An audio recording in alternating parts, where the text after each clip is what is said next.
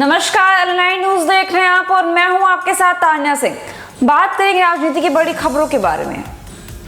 बिहार में 2025 के विधानसभा चुनाव की तैयारी में जुटे प्रशांत किशोर ने अपनी जन स्वराज पार्टी के गठन की घोषणा की है और कहा है कि उनका मुख्य मुकाबला केवल एनडीए से होगा। 2020 के विधानसभा चुनाव का हवाला देते हुए किशोर ने दावा किया कि अगर चिराग पासवान का फैक्टर न होता तो राष्ट्रीय जनता दल को इतनी सीटें नहीं मिलती। उनका कहना है कि बिहार में आरजेडी का कोई प्रभाव नहीं रह गया है और अगला चुनाव नीतीश कुमार के एनडीए और जन स्वराज पार्टी के बीच ही लड़ा जाएगा।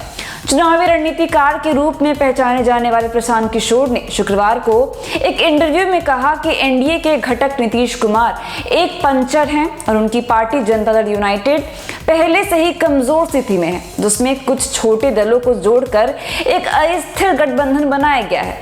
पीके ने सवाल उठाया कि भारतीय जनता पार्टी इस गठबंधन को कितना समर्थन दे पाएगी।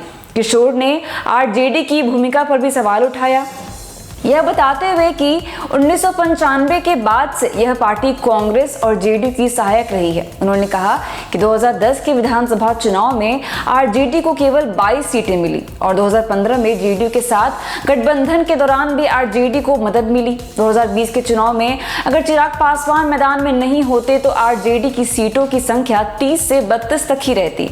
बता दें कि 2020 के विधानसभा चुनाव में आरजेडी ने 243 में से 75 सीटें जीत कर सबसे बड़ी पार्टी का दर्जा प्राप्त किया था। लेकिन बीजेपी और जेडीयू के गठबंधन को बहुमत मिलने के बाद एनडीए की सरकार बनी।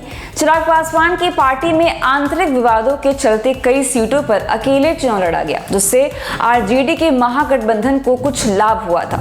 प्रशांत किशोर पिछले 2 सालों से बिहार में पदयात्रा कर रहे हैं और आगामी 2 अक्टूबर को अपने जन स्वराज संगठन को एक राजनीतिक पार्टी में बदलने की योजना बना रहे हैं। पीके ने 2025 के विधानसभा चुनाव में अपनी पार्टी की भागीदारी की पुष्टि की है। तो फिलहाल के लिए बस इतना ही। बड़ी खबर के लिए बने रहिए हमारे साथ और देखते रहिए ऑनलाइन न्यूज। धन्यवाद।